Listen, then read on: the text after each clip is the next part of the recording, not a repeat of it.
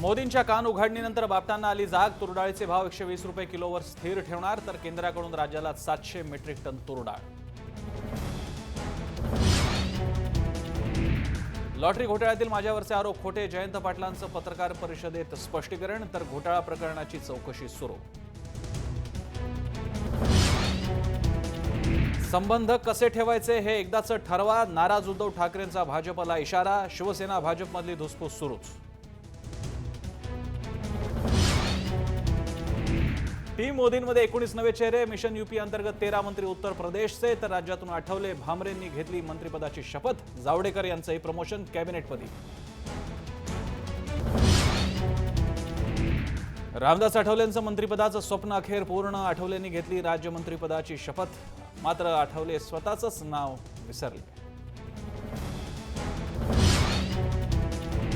अखेर प्रियंका गांधी सक्रिय राजकारणात मारणार उडी. उत्तर प्रदेशात प्रियंका असणार काँग्रेसचा चेहरा, सूत्रांची माहिती. हायकोर्टाचा मुंबई महापालिकेला दणका. रस्ते घोटाळ्यातील आरोपी कंत्राटदारांना दिलेली कंत्राट रद्द. हिट अँड रन प्रकरणी सलमान खानच्या अडचणीत वाढ. निर्दोष सुटकेच्या विरोधात सरकार सुप्रीम कोर्टात. कोर्टानं दाखल करून घेतली याचिका.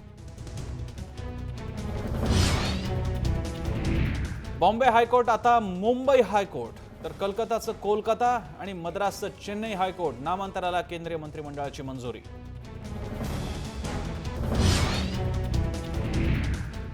माऊलींच्या निरासनासाठी वारकऱ्यांमध्ये मोठा उत्साह. पालखीचा आज लोणंदमध्ये मुक्काम.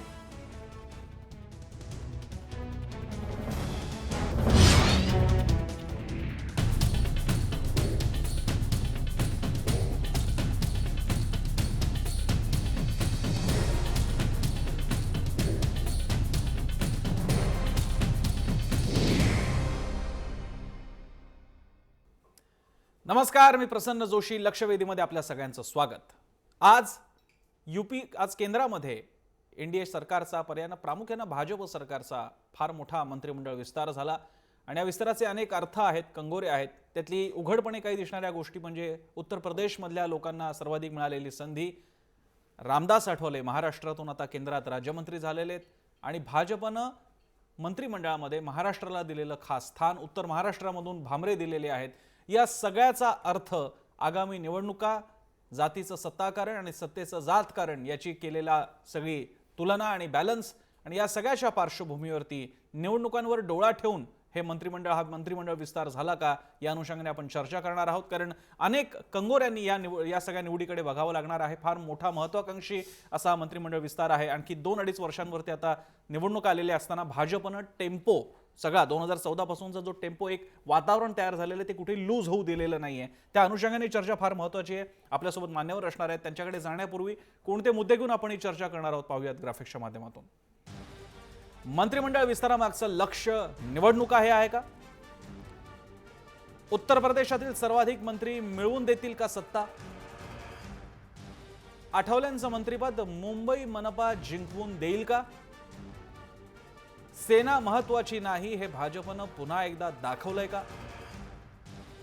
भाजपनं 2019 ची तयारी सुरू केली आहे का? हे ते मुद्दे आहेत. जर का आपल्याला सुद्धा या चर्चेत भाग घ्यायचा असेल तर आमच्या ट्विटर हँडलवरती जाऊन तुमचं मत नोंदवा.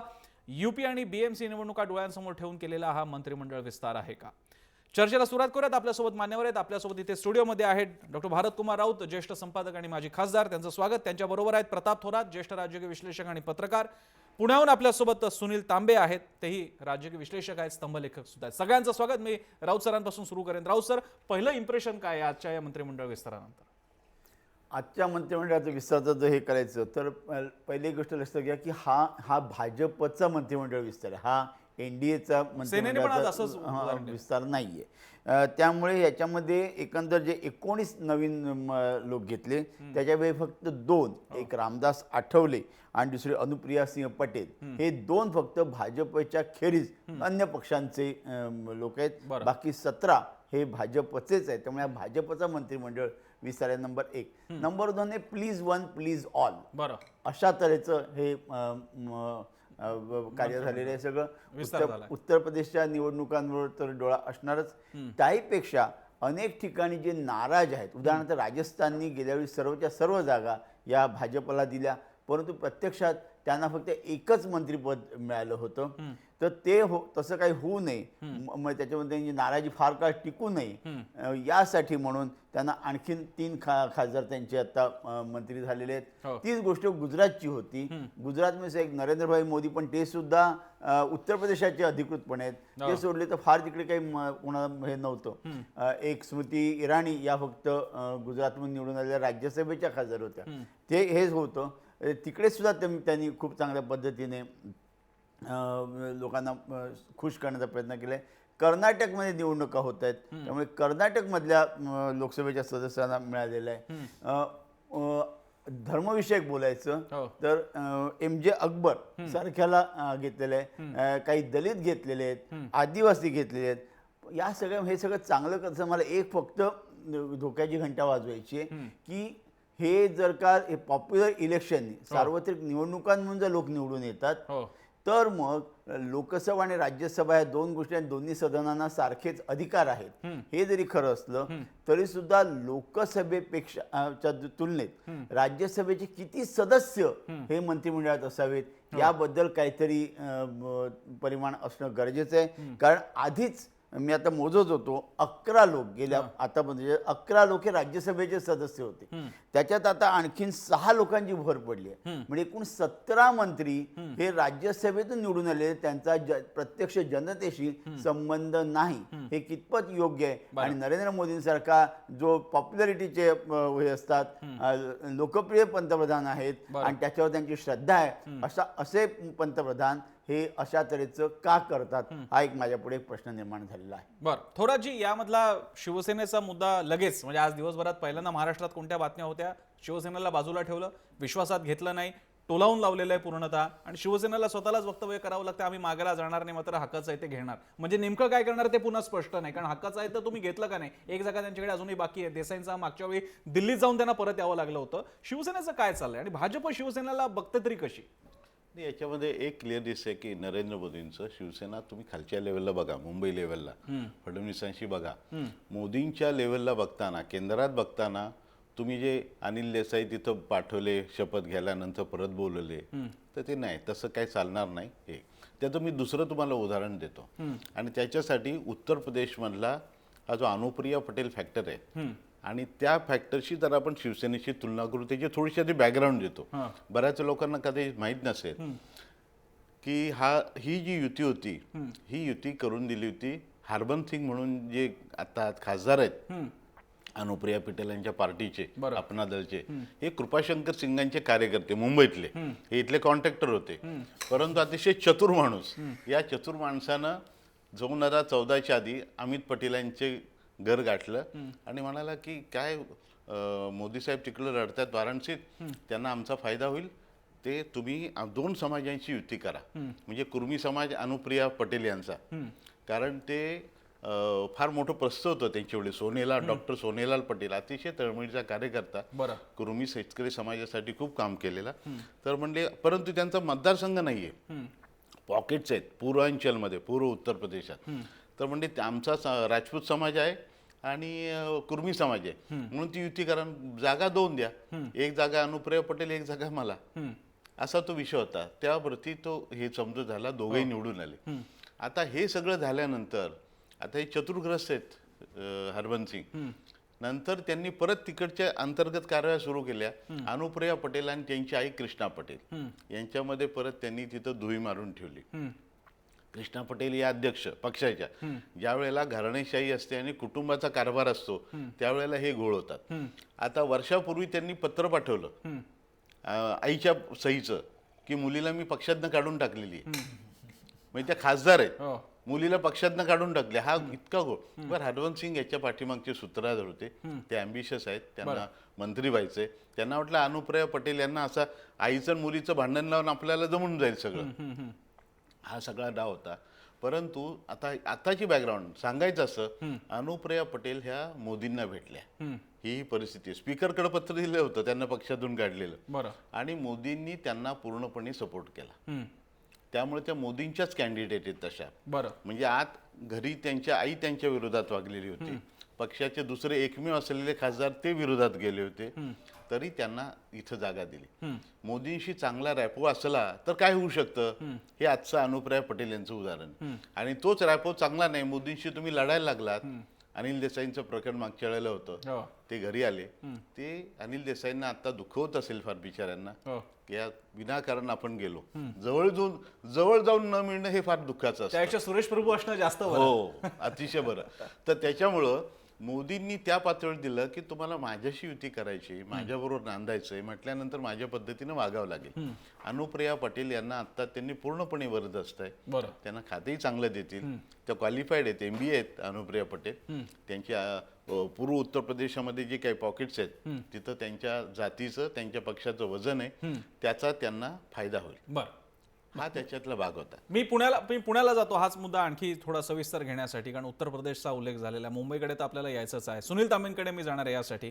सुनील तांबेजी, याच्यातला उत्तर प्रदेशचा प्रामुख्यानं केलेला विचार हे उघड दिसतंय. 13 सर्वाधिक मंत्री आता उत्तर प्रदेशमधले असणार आहेत. त्याच्यामध्ये सुद्धा आता या अनुप्रिया पटेलांना घेतलेला आहे. बाकीची सुद्धा समीकरणं जुळत आणलेली आहेत. त्याच्यातला जातीचा पण भाग आहे, दलित आहे, ब्राह्मण आहे, आणि अनुप्रिया पटेल सारखा कुर्मी पण तसाच ताकदवान असणारा एक गट आहे. उत्तर प्रदेशच्या निवडणुकीच्या बाबतीत पाहत असताना हा केलेली ही तयारी भाजपसाठी विनिंग कॉम्बिनेशन ठरेल का?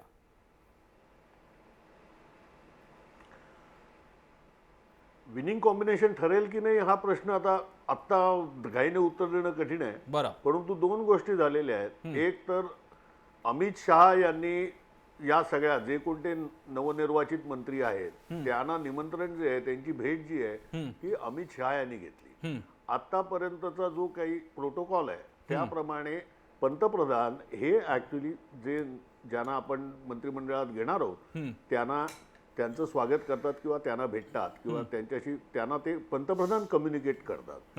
यावेळेला पहिल्यांदा असं झालेलं आहे की अमित शहानी या 19 नवनिर्वाचित मंत्री जे आहेत, नवनिर्वाचित म्हणण्यापेक्षा नवीन मंत्रिमंडळातले जे नवीन चेहरे ज्यांचा आज शपथविधी झाला, यांना संपर्क साधला, यांच्याशी संपर्क साधला किंवा यांचं स्वागत केलं ते अमित शहानी केलं. म्हणजे अमित शहा यांचं या एकंदर दिल्लीच्या राजकारणातलं आणि भाजपमधलं जे काही स्थान आहे ते उंचावलेलं आहे याचे निदर्शक आहे. दुसरी गोष्ट अशी की अमित शहा यांची स्ट्रॅटेजी जी आहे ही 2014च्या निवडणुकांमध्ये कमालीची यशस्वी ठरली, लोकसभेच्या निवडणुकांमध्ये.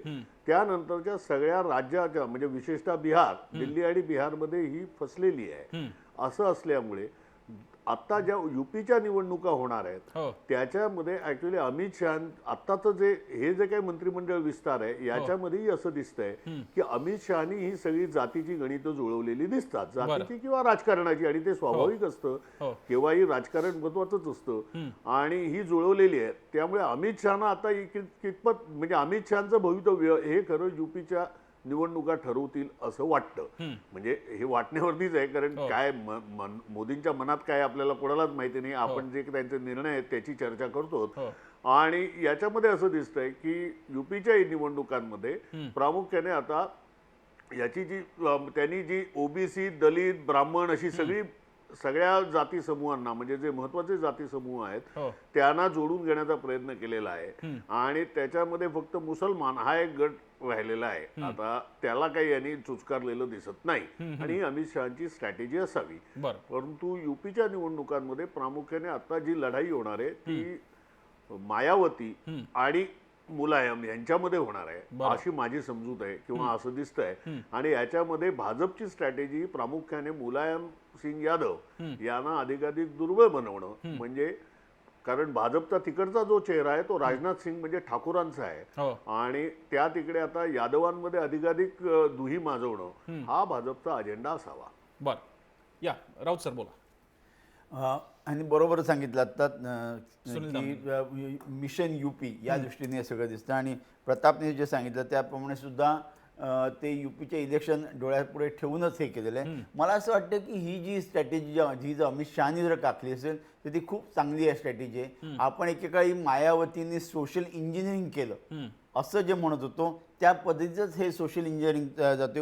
विशेषतः जेव्हा तुम्ही अनुप्रिया सिंह पटेलना जेव्हा तुम्ही मंत्रिपद देता, राज्यमंत्रीपद देता, त्या ओबीसी गटाच्या अशा त्या आहेत, आणि मायावतींपासून महिलांची मतं आणि मायावतींपासून या गटाची या जातींची मतं ही फोडण्याचं जे काही काम चालू केलेलं आहे यांनी, बरं. आणि कदाचित तीच अमित शहाची स्ट्रॅटेजी असेल की ही मतं जास्तीत जास्त कशी फोडता येतील. मायावती जितक्या दुर्बळ होतील बरं. तितका त्याचा फायदा हा भाजपला होत जाणार आहे, आणि म्हणून त्यांनी हे केलेलं असणार असं मला कृष्णा राजवाद यांच्या त्यासाठीच केलेलं आहे. बरं, पण फक्त राऊत सर इकडे आपण रामदास आठवले हा विषय पूर्ण सविस्तर पुन्हा येणार आहे आपल्या चर्चेमध्ये, पण हा उत्तर प्रदेशचा विषय आलाय म्हणून आज अमित शहा किंवा भाजपवाले सुद्धा बोलताना हा उल्लेख करतायत की रामदास आठवले आम्ही फक्त मुंबईपुरता बघत नाही आहोत, ते सुद्धा राष्ट्रीय पातळीवरचे नेते आहेत आणि उत्तर प्रदेशमध्ये मायावतींच्या प्रभावाला किमान काही ठिकाणी पंक्चर जरी करता आलं की आम्ही रामदास आठवलेंना मंत्री केलं,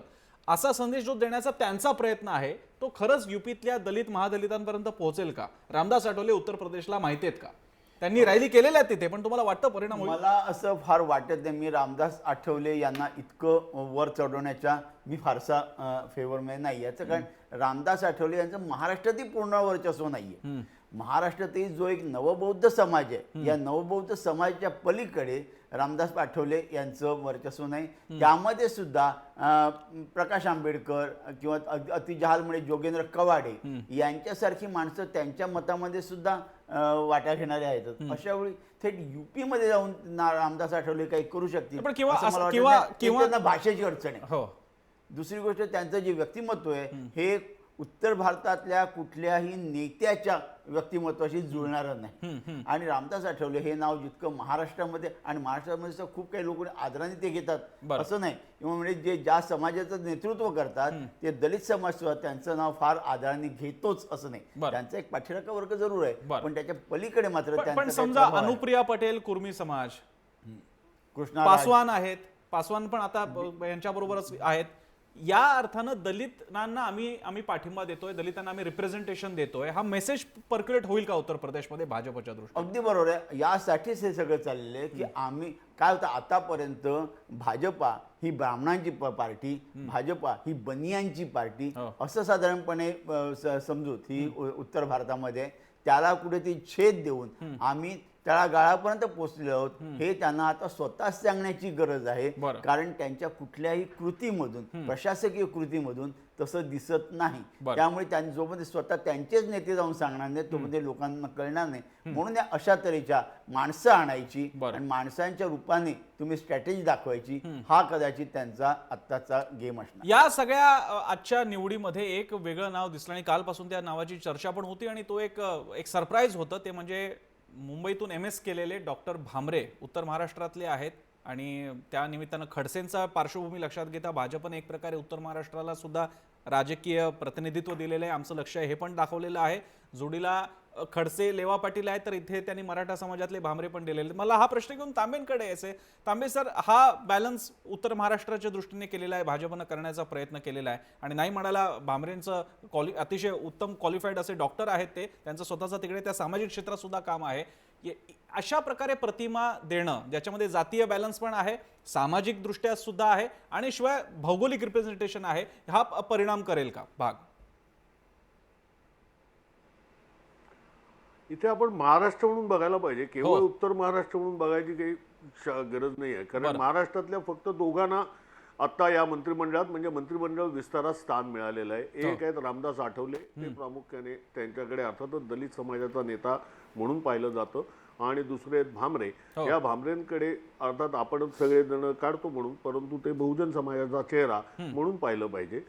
आत्ताचा जो काही मंत्रिमंडळ विस्तार असतो, कोणताही मंत्रिमंडळ विस्तार हाही नेहमीच राजकीय खेळी असते.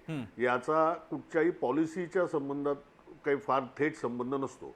कारण मोदींना ज्या प्रकारचं म्हणजे मिनिमम गव्हर्नन्स काय ते होतं, गव्हर्नमेंट अँड मॅक्झिमम गव्हर्नन्स का काय अशा प्रकारचं ते बोलत होते, याच्यामध्ये त्यांनी ही अतिशय सेंट्रलाइज जी सिस्टीम होती आहे त्याच्यामध्ये जे महत्वाचे मंत्री आहेत जसे नितीन गडकरी आहेत किंवा सुरेश प्रभू आहेत किंवा मनोहर पर्रीकर आहेत किंवा अरुण जेटली आहेत, या सगळ्यांना त्यांनी बऱ्यापैकी स्वातंत्र्य, म्हणजे त्यांना काही वारंवार PMO कडे जायला लागतं आपले धोरणात्मक निर्णय हे वेट करून घेण्यासाठी, असं नाही आहे. आता हे जे सगळे 19 मंत्री आहेत हे सगळे राज्यमंत्री आहेत. या राज्यमंत्र्यांचं सगळ्यात महत्वाचं काम हे एवढंच आहे की केंद्र सरकारचे जे काही निर्णय होत आहेत, हो. केंद्र सरकार जे कोणते कार्यक्रम राबवत आहे त्याची गती वाढवणं, ते जास्तीत जास्त लोकांपर्यंत जाऊन सांगणं आणि आपापल्या अर्थातच ती प्रत्येकाची जी कॉन्स्टिट्युएन्सी आहे त्याप्रमाणे जाऊन सांगणं आणि त्या समूहाला आपल्या म्हणजे भाजपकडे वळवणं, याच्यामध्ये एक निष्ठेचा मोठा निकष हा अमित शहानी लावलेला दिसतो. म्हणजे रामदास आठवले ज्या प्रकारे इथे राहिले, वाट बघत राहिले किंवा इतरही, तो हा निष्ठेचा एक महत्वाचा घटक आहे आणि त्याची एक म्हणजे या निष्ठेच्या आधारे त्यांनी मुळात या 19 लोकांचं जे काम आहे हे काही त्या त्या भागाचा वगैरे विकास करणं हे नसून किंवा त्या प्रदेशाला त्या याला प्रतिनिधित्व मिळालेलं आहे त्या त्या समूहाला आणि त्या त्या समूहाचे किंवा प्रदेशाचे प्रश्न सोडवायचे आहेत, हा काही त्याचा निकष नसून प्रामुख्याने केंद्र सरकार जी काम करत आहे आणि जे कार्यक्रम किंवा जी धोरणं राबवत आहे ती जास्तीत जास्त आपापल्या समूहापर्यंत, आपापल्या मतदारसंघापर्यंत पोहोचवणं हे त्याचं काम आहे. तेच भामरेंचं असेल. म्हणजे याच्यासाठीच ते रिप्रेझेंटेशन देत असताना बहुजन समाजाचा चेहरा म्हणून कोल्हापूरच्या शाहू छत्रपतींना स्थान द्यायचं राज्यसभेमध्ये, ते सुद्धा आपल्या कोट्यातनं न जाता बाबा इकडनं द्यायचं की राष्ट्रपती नियुक्त सदस्य म्हणून द्यायचं आणि बाकीचे जे आहेत ते अशा प्रकारे न्यायचं.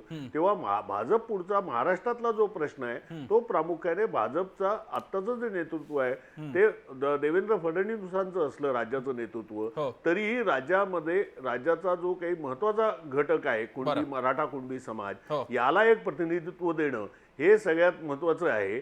आणि युपी मध्ये मला थोडं करेक्शन हे सांगायचं आहे, युपी मध्ये ब्राह्मणांची संख्या ही जवळपास 10 ते 12% आहे. तेव्हा आणि आज युपीची परिस्थिती अशी आहे की मायावती बरोबर आपण आज इकडे सगळे मराठी सगळे विश्लेषक म्हणत असतात की भाजप ही ब्राह्मणांची आणि बनियांची पार्टी आहे. हे काही प्रमाणातच खरं आहे. युपी मधलं समीकरण वेगळं आहे. युपी मध्ये मायावतीला ब्राह्मणांनी साथ दिलेली आहे, भाजपला नाही. कारण भाजपचा चेहरा जोपर्यंत कलराज मिश्र वगैरे जे होते तेव्हा ते जात होते तिकडे, परंतु त्याच्यानंतर सत्तेमधला सहभाग पाहिजे असेल तर मायावतीकडे गेलं तर जास्त सहभाग मिळतो, हे म्हणजे जास्त वाटा मिळतो. त्यामुळे आज भाजपची स्थिती अशी आहे, म्हणून त्यांनी त्या ब्राह्मणांना आता घेतलं असावं. कारण भाजपचा चेहरा आज युपी मधला हा ठाकूरांचा आहे. म्हणजे हे जे आपले गृहमंत्री, केंद्रीय गृहमंत्री जे आहे तो आज युपी मधला भाजपचा चेहरा आहे.